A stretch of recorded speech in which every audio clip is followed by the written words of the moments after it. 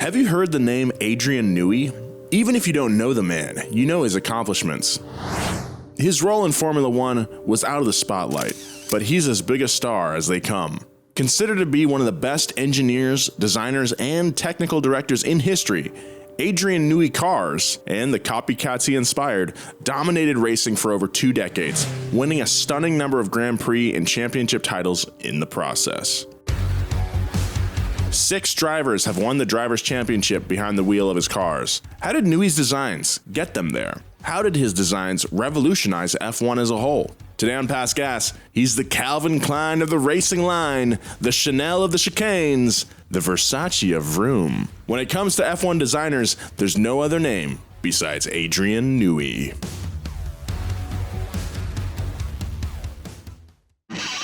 Past Gas Podcast. It's about cars, it's not about forts. Adrian Newey. His name was Adrian Newey. In life, we have no name, but in death, his name was Adrian Newey. Versace of Vroom. The Chanel of chicanes. The Margiela of Mugello. Oh, nice, dude. Ooh, that's the only other highfalutin designer I know. The Fendi of Formula One. Ooh, nice. The Fendi. I can't think of anything right now. The Michael Kors of the Corsa. Ooh, Michael Corsa. The good fellow Nice. of Goodwood. A good fella.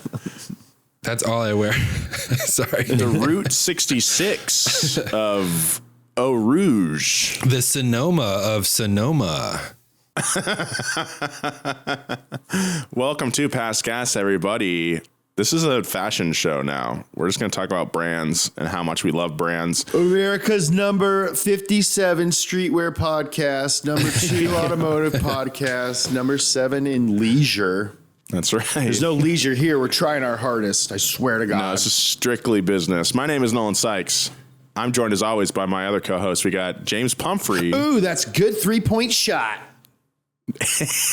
And Joe Weber. What's up, Wink Wink Nation? It's been a while. Hey, it has. How's everybody doing this week? I'm feeling pretty good. I'm good. I'm feeling pretty good. I'm shooting my pilot today.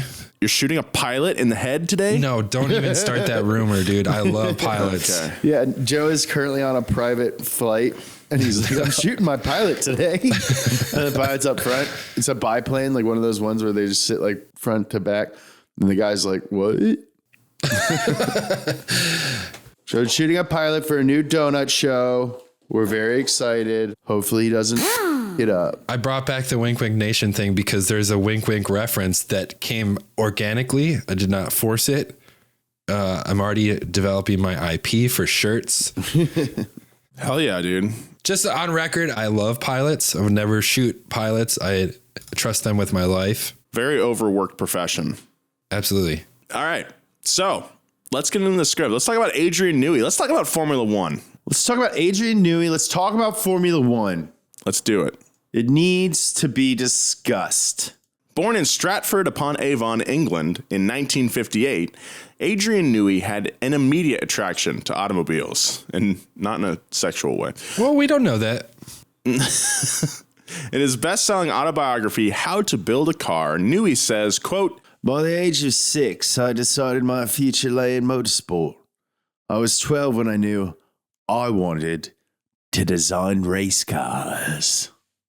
Adrian's dad, Richard, was a successful veterinarian who also had a passion for tinkering. I love the idea of an unsuccessful veterinarian. Yeah, that would suck. They just keep dying. So yeah, his dad was a successful veterinarian who also had a passion for tinkering.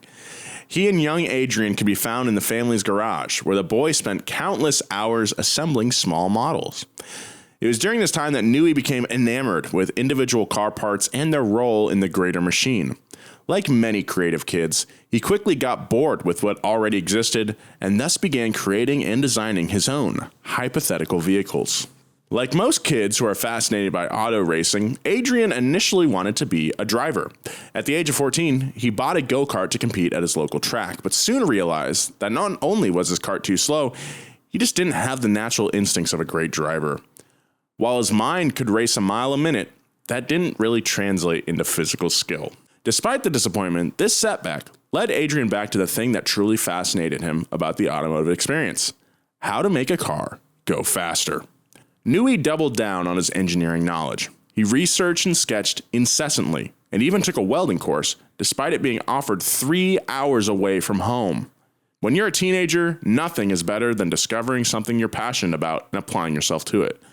But like many teens, real-life obligations got in the way of Adrian's dream. I don't think I discovered what I was passionate about until I was like 24. When you started working at Donut? Yeah. You kind of set the groundwork, though. Like, you worked on cars. You went to broadcast school. Yeah, you did theater. Yeah. You were like orbiting around it. To be fair, what we do is kind of made up. That's true. That is true. But like, I remember being as a teen, just being like, I don't know what I want to do. It's hard, man. Like, in high school, I wasn't a very competitive guy at all. Like, I feel like now I'm very competitive. You are very competitive. Yeah. Very. It scares me sometimes. Maybe not that competitive, but don't gaslight me.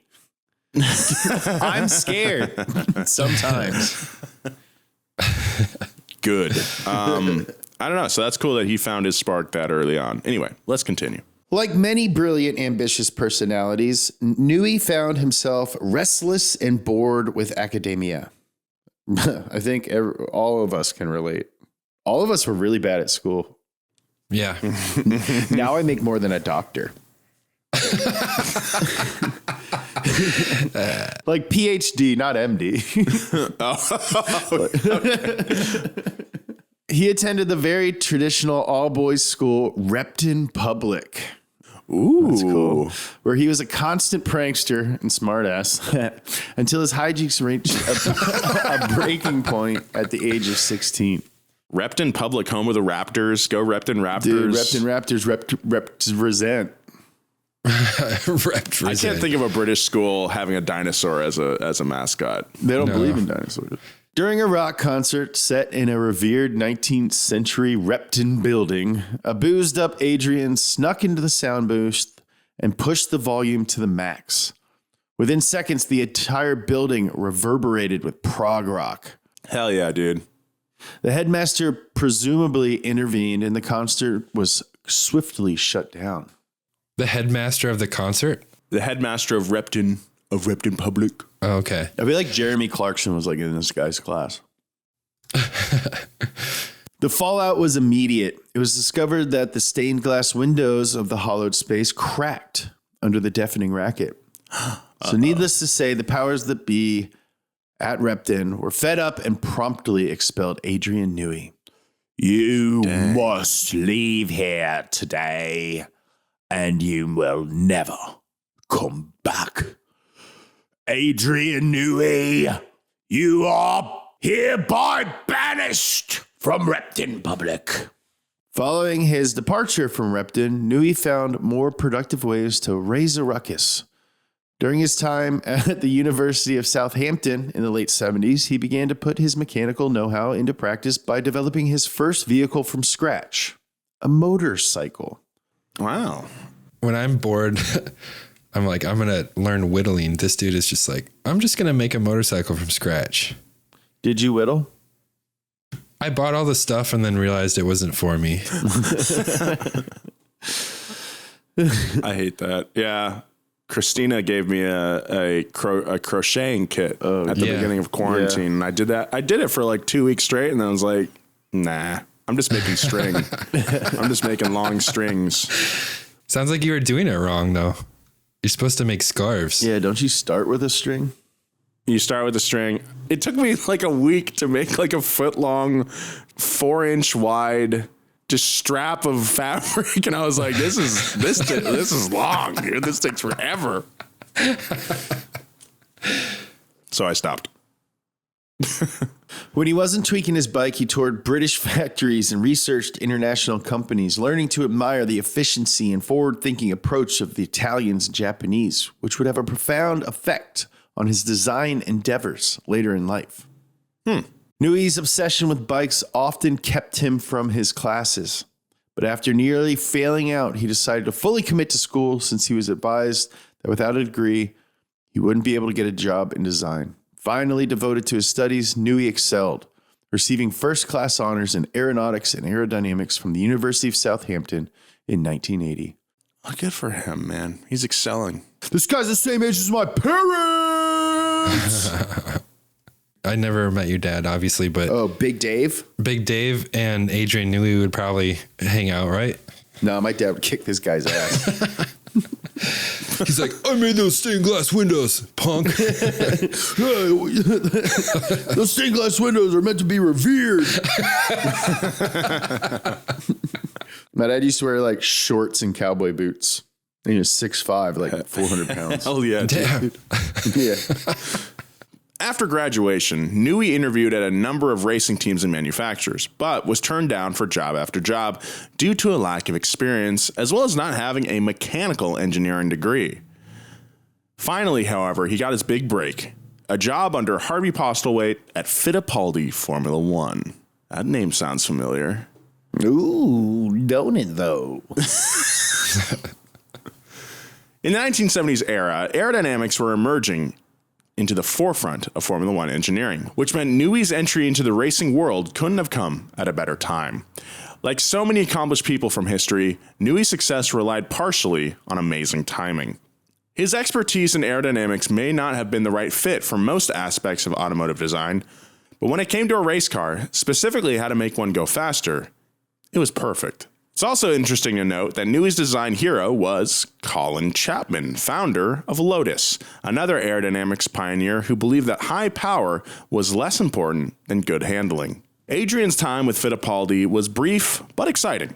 He relished getting hands-on experience with a real race car, one that ended up being a significant improvement from the prior year. But any celebration was short-lived, as the team's sponsor pulled out mid-1981, leaving Newey handing out resumes once again. In 1981, Newey joined March's European Formula 2 team under race engineer Gianni Ciccato. Shortly thereafter, Newey was sent stateside to work on the team's struggling IMSA sports car program.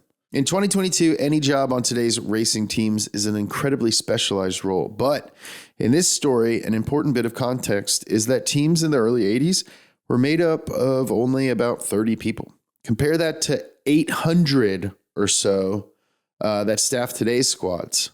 What that meant was that 40 years ago, all crew members were required to wear multiple hats, and 24-year-old Adrian Newey was no exception. Mm-hmm.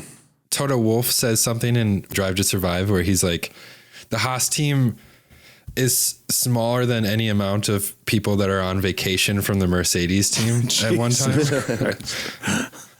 Right out of the gate, Newey's first project in the States, the March GTP sports car, was a bona fide banger.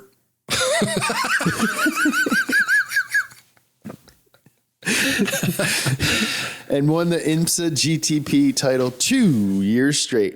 For 1984 season, he moved to the March IndyCar project. Again, his design was stellar, winning 7 times, including the Indy 500. Oh, wow. Al Unser won the kart title the next season with Newey's 85C chassis. And when Bobby Rahal won with it again in 1986, Newey's reputation as a generational designer was cemented. That's quite a run. He's in his 20s. Yeah, wow. Whoa. Wow. Wow. Wow. As Joey Russo might say, whoa. Any Blossom heads out there? Wait, was that in Blossom or was that in his show Joey?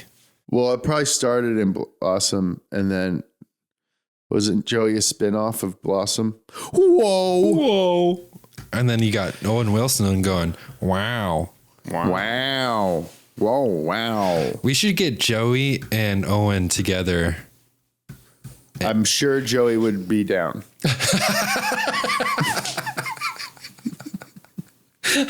Whoa, I'd love that.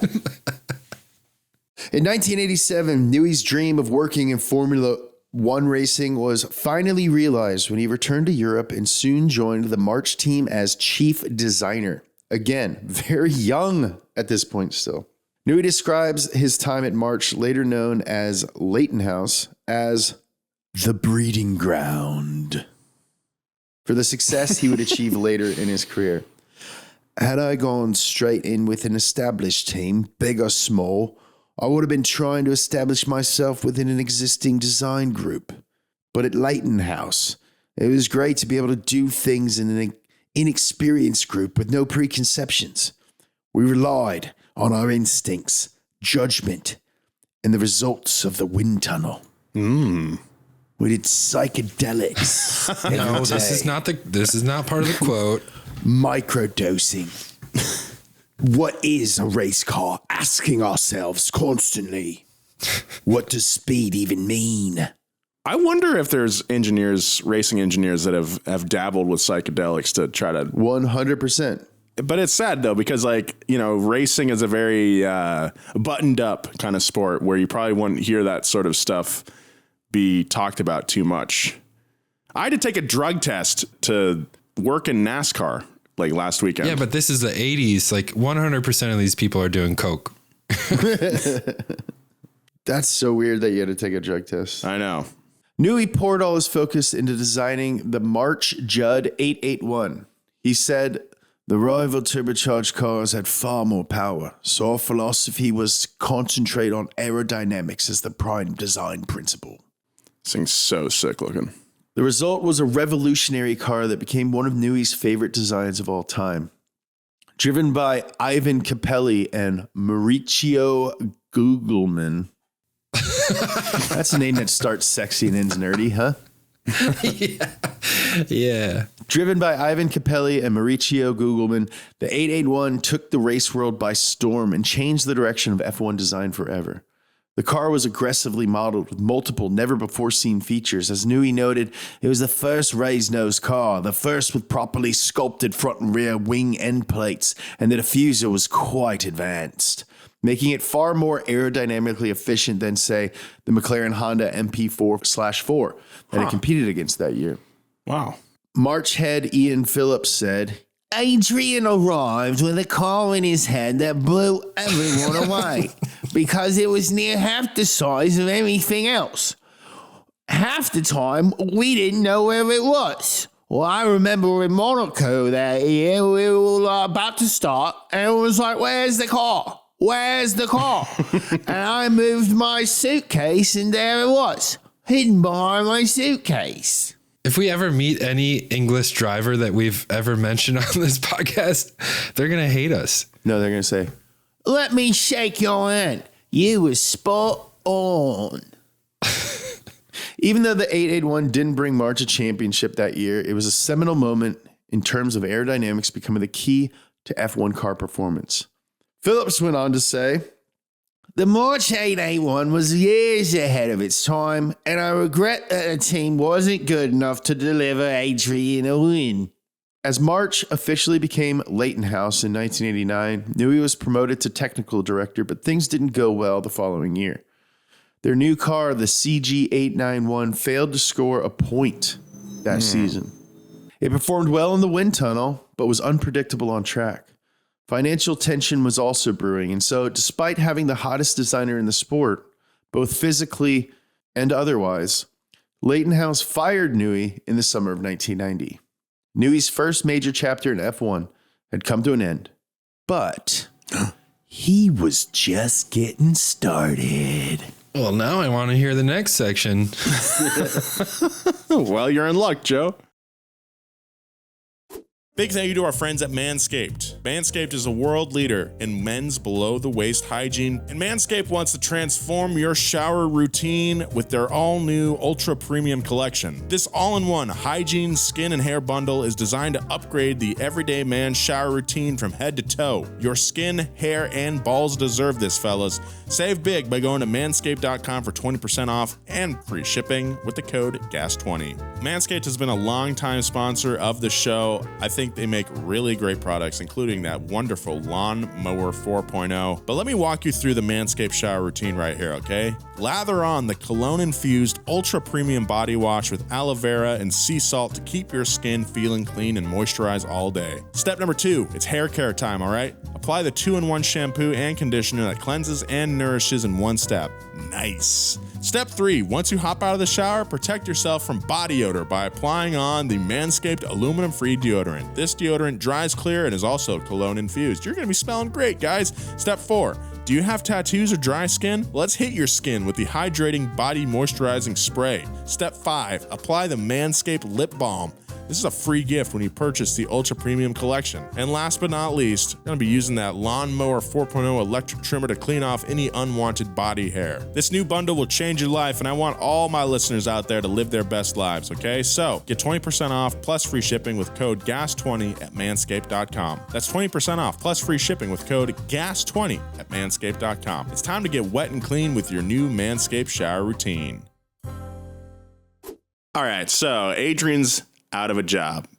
But this time, though, Newey wasn't printing out resumes. He was a hot commodity with interest from multiple teams. And while they're currently struggling to keep up in F1, throughout the 1980s and 90s, Williams was a perennial powerhouse of the sport. Williams technical director Patrick Head always admired Newey. And so when Adrian left March, Head quickly signed him as Williams' chief designer. With more money and better drivers, the two quickly became the dominant design partnership of the decade. I just realized that if your name is Patrick, you could go by Pat or Rick. Or Trick. Trick Head. Trick Head, yeah. Sounds like a bassist for a new metal band that toured with Korn.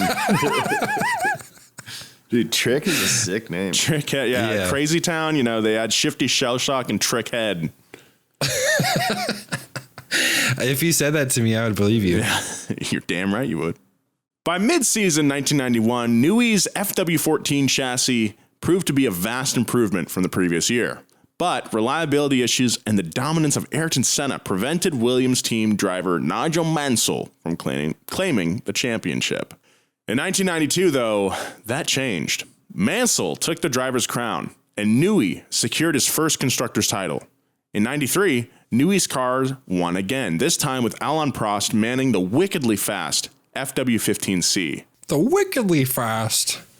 For more on those legendary F1 seasons, check out our series on Senna.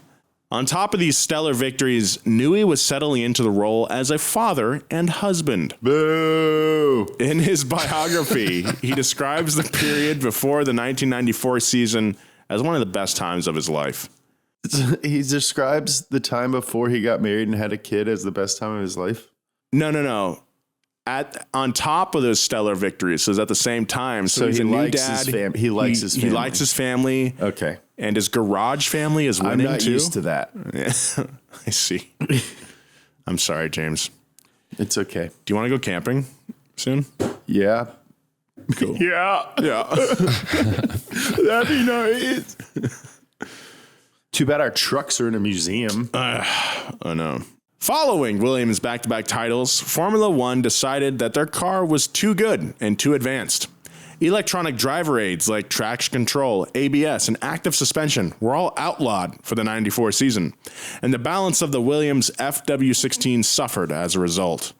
The beginning of the season saw the team and drivers struggle to match the Rory Byrne design Schumacher-driven Benetton B194, which we also talked about in the Schumacher episode, so check that out. Yeah, that's a cool car. To make matters shockingly worse, disaster struck when Ayrton Senna, who had signed with Williams only months before, died in a crash at the 1994 San Marino Grand Prix. Like many who were involved, Newey describes Senna's death as the low point of his career. He even faced manslaughter charges that were later dropped. Dramatically, as they grieved Senna's death, a late-season rally and the suspension of Michael Schumacher enabled Williams to claim their third straight Constructors' Championship. But despite the win, cracks began to show in Newey's relationship with old Trick Head. The next season, it was clear that Newey wanted to become technical director at Williams, but Head wouldn't budge. Losses that year to Benetton further dampened things, and by the time Damon Hill and Jacques Villeneuve secured both titles in 1996, Newey had been placed on gardening leave, the corporate term for you don't work here anymore. You're in your garden. Oh my God. Oh. What that scared the out of me. An 86, a new one, GT86, just drove by in the same color as Low Car with a black hood. Whoa. All right, that was justified. I thought you fell out the window. Yeah. Ah! If I got a new 400Z or the new Z, I would have it wrapped in that turquoise. What a commitment to marketing. It's not Pepto-Bismol, but it gives me Pepto-Bismol vibes. It's like mint Pepto-Bismol. Yeah. It's like Pepto-Bismol PM. This one doesn't give you nightmares. Years later, Williams' boss, Sir Frank, admitted that he regretted letting Newey get away, saying, quote, He wanted some shares and I didn't want to give it to him at the time, which was, in hindsight, a mistake. Adrian is quite a remarkable individual. Sir Frank Rest sounds in like he looks like the mayor from Nightmare Before Christmas. Yeah. And he's always eating hot dogs. I was going to say it looks like in my mind, just like a hot dog with like a purple royal robe and a crown on. Oh, yeah. do you guys know what Frank Williams looks like? Yeah. Oh, I know what Frank Williams looks like. I really like Frank Williams. The Williams documentary is really amazing. Remarkable as he is, Newey was unable to influence the design of the 1997 car at his next job, McLaren Racing. And so after an unremarkable season, he concentrated his efforts on the 1998 car, the MP4/13. The results were a success, to say the least. With a narrower chassis, new front suspension, a faster and lighter Mercedes engine, and nearly flawless aerodynamic design, the MP4/13 set a new bar in the late 90s. And with Mika Häkkinen behind the wheel, McLaren won the double crown in the 1998 season, winning 9 out of 16 races, claiming 12 poles and 9 fastest laps. Häkkinen won the Drivers' Championship again the next year and narrowly missed out on a three-peat in 2000, thanks to Michael Schumacher, whose win was the first of his legendary title run with Ferrari. It's worth noting that from 1992 through 2004, the Drivers' Championship was entirely dominated by Rory Byrne and Adrian Newey designed cars. Byrne engineered Michael Schumacher to 7 titles, while Newey engineered Mansell, Prost, Hill, Villeneuve, and Häkkinen to 6. Now, as you might imagine, Newey was approached by rival teams more than once. One such example came in 2001 when his old pal from his March days, Bobby Rahal, who is now managing Jaguar, almost poached Adrian from McLaren. Rahal even got Newey to sign a contract, but Ron Dennis persuaded him to stay with the team. Despite staying put, the McLaren team failed to win a single drivers' or constructors' championship over the next 3 years. Michael Schumacher and Ferrari's incredible dominance throughout the mid-2000s, along with increased headbutting with McLaren top brass, began to frustrate Newey. Throughout 2005, stories circulated that Newey's departure was imminent, and in November, Red Bull Racing announced that Newey would join the team for the next season. This was Newey's 4th decade in the sport, and he was still only 22 years old. Wow. This was Newey's 4th decade in the sport, but far from being irrelevant, he was a hot commodity for his experience and creative brilliance. Did you guys know that Red Bull Racing is going to start making a drink? I had to stop drinking this stuff. It tastes like battery acid when you don't drink it for a while. I like it. I like it too, but man, you chug a almost frozen Red Bull. If you get it just right, it's good, but then you can't stop drinking them. Yeah, they're quite addictive. I don't know if anyone listening to this knows this, but Red Bulls are addictive. By joining Red Bull, why did I say it like that? Red Bull, he's gonna Red Bull. Red Bull. Red Bull. It's a Red Bull. Oh, look at this little Red Bull. Isn't Red Bull like Thai? Yes. And it was originally a goo that they would feed their workers to stay up 24 hours a day at a factory. That's true. That's tight. We got to get some of that goo for our editors. We could double our output. That means we'd have to make twice as many videos too. Hey, Joseph. Want to try this Thai goo? Yeah, okay. Yeah, sure. I'll give it to Dean. Hey, Joseph, give Dean some of this Thai goo. By joining Red Bull, Newey was knowingly taking on the toughest challenge of his career. Sure, he was a successful designer, but his previous teams had championship pedigrees before he got there. Red Bull Racing had zero, which meant there is much work to be done. So the Red Bull company bought the Jaguar F1 team, which was not very good. They were doing so not very good that an energy drink company was able to buy them. So that tells you where they were at. That's where it was starting. So Adrian Newey had kind of like a clean slate to start from. The first complete car Newey developed at Red Bull was for the 2007 season and was powered by the Renault RS26 engine. The machine was reasonably fast, but unreliable. However, Red Bull managed a respectable 5th place in the Constructors' Championship, which was what Newey realistically hoped for at the beginning of the year. That's not bad. Not bad. You're at top of the midfield. Top of the mid. Top of the midfield for ya. 2008 brought more progress, but also disappointment. By the halfway mark of the season, Red Bull was in contention for 4th place in the Constructors' Championship, but they scored just 5 points in the second half of the season, ultimately slipping out of contention for that 4th spot. An F1 regulatory reboot for the 2019 season, meaning new rules, offered a unique opportunity for Newey and proved to be a massive turning point for the team. Significant aerodynamic rule changes meant designers had a nearly blank canvas, and to a designer like Adrian Newey, nothing was more exciting than starting fresh. The RB5 he delivered claimed 6 victories in 2009, and Red Bull finished 2nd in the Constructors' Championship, proving his new chassis to be a significant leap forward. Was Horner director at this time? I believe so. He's been there the whole time, basically, right? Yeah, I think so. Same kind of deal. Like, offered a job at like a new team with a significant backer like the Red Bull energy drink.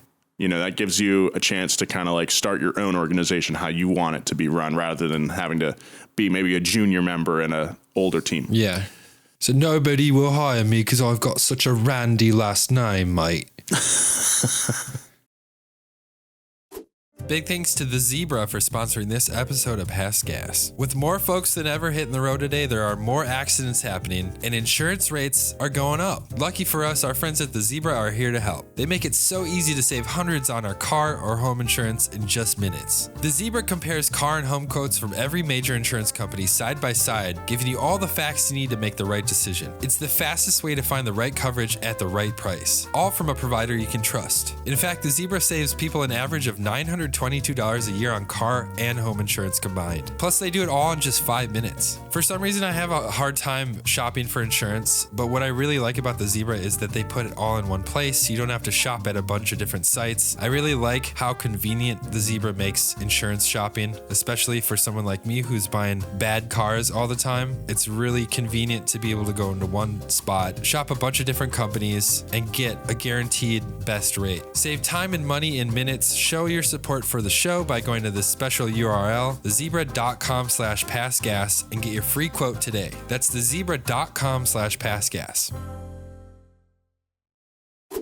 Big thanks to Squarespace for sponsoring this episode of Past Gas. From websites and online stores to marketing tools and analytics, Squarespace is the all-in-one platform to build a beautiful online presence and run your business. Everyone has a website nowadays, whether you're an artist or a musician or a comedian or whatever you do, you need a website, and Squarespace is the easiest way to customize your own website. One of the coolest things about Squarespace is all the features they have, such as the e-commerce tools. Squarespace is everything to sell anything. Squarespace has the tools you need to get your business off the ground, including e-commerce templates, inventory management, a simple checkout process, and secure payments. Say you're trying to be a video editor. You have a website, you need video on there. Well, Squarespace has video blocks, which lets you present your videos from YouTube, Vimeo, Animoto on your Squarespace site. You can add any image overlay on top of your videos, jazz it up, and you always want to know how many people are visiting your site. With Squarespace, you can get a traffic overview, see how your visits, unique visitors, and page views trend over time, gain insight into the top traffic sources, products, device types, browsers, and operating systems by visits. This is super important. Squarespace does it right. There's a lot of different options out there for making websites, but I think that Squarespace is the best one. So head to squarespace.com for a free trial, and when you're ready to launch, go to squarespace.com/gas to save 10% off your first purchase of a website or domain. Thanks, Squarespace.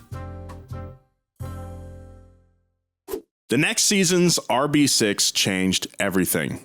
It took 15 out of the possible 19 pole positions, and driver Sebastian Vettel won the World's Drivers' Championship, and Newey became the most successful F1 designer ever when he won the Constructors' Championship for a record third team. In 2011, Sebastian Vettel won the Drivers' Championship again, making him the youngest back-to-back champ in the history of F1. And Newey secured another Constructors' Championship, now in decade 5 of his career. These wins proved that Red Bull racing was here to stay, and Newey was once again lauded as the premier designer in the sport. On the heels of Red Bull's stunning run at the turn of the decade, Newey was again approached by a rival squad in 2014. This time, however, it was belle of the ball, Ferrari.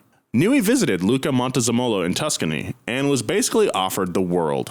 Montezemolo was prepared to put Newey in charge of both road and race cars and give him twice the salary he was making with Red Bull. Newey said, quote, "It was a very difficult decision. Ferrari came with an incredible offer, and it caused me a lot of sleepless nights deciding what to do and who to go for. In the end, it would have felt wrong to walk out on Red Bull. I love that Thai goo."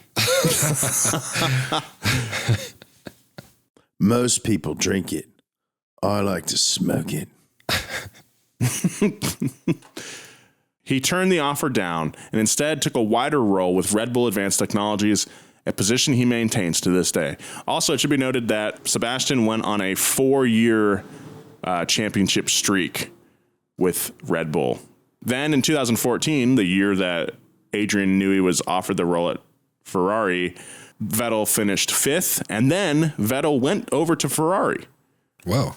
And finished 3rd in 2015. Was that the year when they switched to V6 hybrids? 2014 was the first V6 hybrid year, and then Vettel has not done super well since, unfortunately. We'll see this year, though. We'll see. That Aston Martin looks pretty sweet. With slightly more free time over the years, Adrian has applied his engineering brilliance to everything from yachts to road cars like the Aston Martin Valkyrie.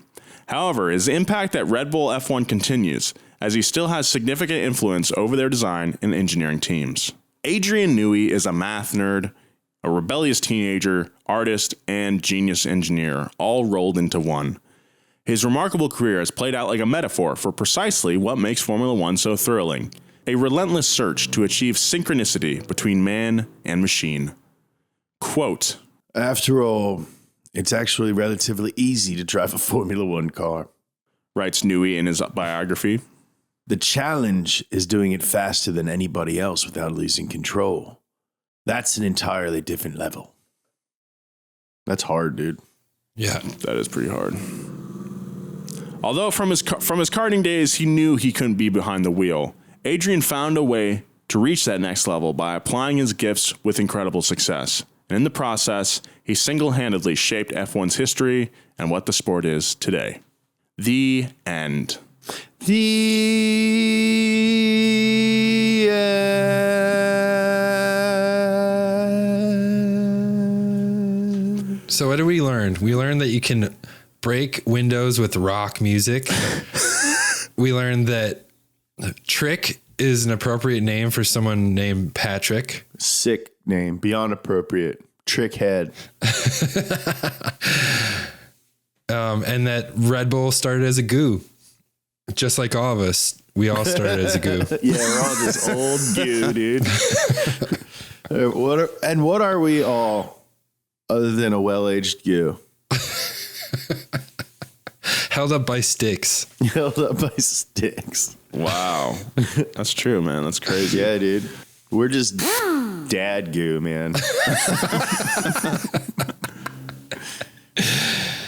All right, I think that's a good place to end. Thank you so much for listening to this episode of Past Gas. Leave us a good review if you'd like on your podcast app of choice. Follow my buddies at Joe G. Weber, at James Pumphrey, and me at Nolan J. Sykes. Thanks to our writer this week, Luke Klompian. Edward Shakespeare. Thanks to Luke and our producer, Thomas Ouellette. And Gavin. And congratulations to Gavin for getting hitched. Toot toot. That dude got hitched. Sayonara, sucker. You think he's down in Mexico wearing a Hawaiian shirt, drinking a martini, man, just having time of his life. 100%. We love you, Gavi. Gavi, if you're listening, big shout out. Big shouts to Gavi, baby. Bye. Bye. Bye.